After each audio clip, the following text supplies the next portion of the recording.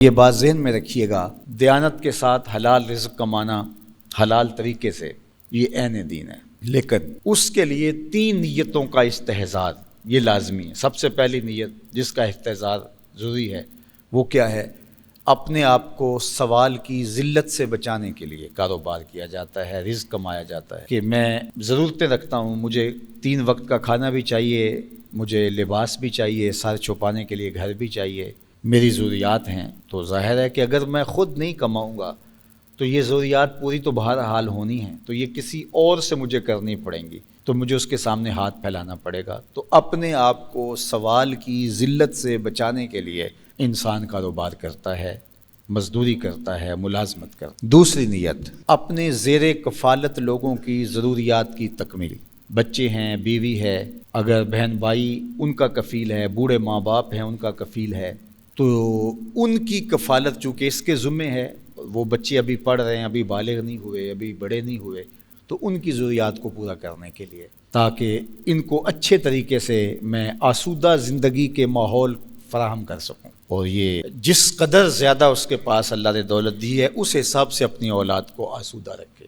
یجب علی صاحب المال ان یوسع علی عیالہ، صاحب مال پر لازم اور واجب ہے کہ وہ اپنی اولاد پر وسعت کرے۔ ایسا نہیں ہے کہ اس کی اولاد بیچاری زندگی کی سہولیات کے لیے ترس رہی ہو اور اس کے پاس پیسے کے انبار لگے ہو۔ تو یہ دوسرا مقصد ہے کہ زیر کفالت لوگوں کی، وہ بیوی ہے، بچے ہیں، بوڑھے ماں باپ ہیں یا بہن بھائی ہیں، تو ان کی کفالت اس کے ذمہ ہے، تو اس لیے کمایا جاتا ہے کہ ان کی ہر طرح کی ضروریات کو جو جائز ہیں میں ان کو پورا کروں۔ یہ 2 نیتیں ہو گئی۔ تیسری نیت، اللہ مجھے میری ضرورت سے زیادہ، میرے بچوں کی ضرورت سے زیادہ اگر عطا فرمائے تو میں معاشرے کے ان لوگوں کی مدد کروں گا جو کسی وجہ سے کمانے کی اہلیت نہیں رکھتے، اپاہج ہیں، کمزور ہیں، کثیر العیال ہیں، بیمار ہیں، بے وگان ہیں، تو ان کے لیے میں کما رہا ہوں، ورنہ میری ضرورت تو اتنے سے پوری ہو جاتی ہے۔ تو یہ کاروبار کو بڑھا کیوں رہا ہوں؟ اس لیے ایک تو کاروبار کو بڑھا رہا ہوں کہ بہت سارے لوگوں کو روزگار ملے گا، ان کے گھر کا چولہا جلے گا،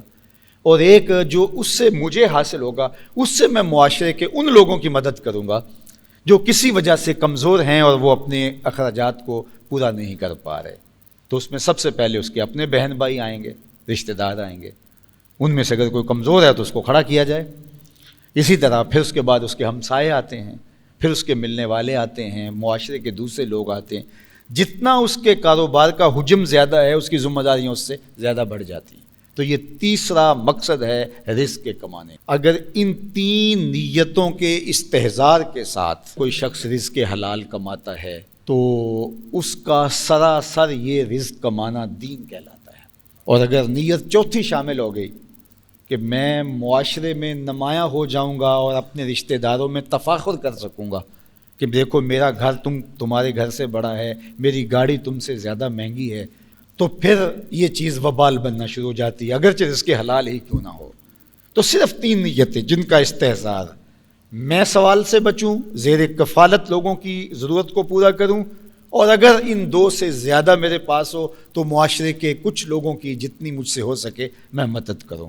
یہ ہمارا دین ہمیں سکھاتا ہے۔ پھر جب وہ کاروبار کر رہا ہوتا ہے، اپنے آپ کو کھپا رہا ہوتا ہے، وہ دفتر میں بیٹھ کے اپنے آپ کو کھپا رہا ہے، یا وہ پردیس کاٹ کے اپنے آپ کو کھپا رہا ہے، یا جس طرح بھی مشقت میں ہے، اس کی مشقت اور اس کے ٹپکتے ہوئے ایک ایک پسینے کے قطرے پر میرا اللہ اس کو اجر دے گا۔ یہ انسانیت کے لیے، اپنے خاندان کے لیے اتنا کچھ کر رہا ہے تو اس کا اجر رکھا گیا ہے۔ اگر وہ مزدوری کر رہا ہے، القاسب حبیب اللہ، تو وہ اللہ کا محبوب ہے۔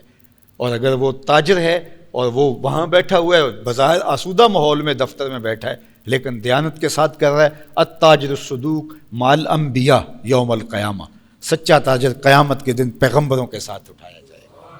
اور اگر ہم خود غرض ہو جائیں اور ہمارا مقصد جو ہے وہ پیسہ جمع کر لینا ہے اور امیر سے امیر بننا ہے، اس کی تو کوئی حد ہی نہیں ہے، کہیں بھی کوئی انتہا نہیں آتی کہ چلو اتنے پیسے جمع کر لیں گے تو اب سکون آ جائیں گے۔ سکون ایسے آتا ہی نہیں ہے۔ سکون ایسے آتا ہے جب آپ نے رشتہ داروں کو، عزیزوں کو، اچھا ان میں ایسے بھی ہیں جو الٹا آپ کو لگتا ہے کہ یہ ہے بھی میرے ساری زندگی مخالفت کرتے ہیں، تو میں نے ان کو نواز دیا، یہ میرے برابر آ گئے، یہ پھر بھی مخالفت کریں گے، کرتے رہے۔ تمہیں حکم ہے سل من قطع کا وات من حرم کا،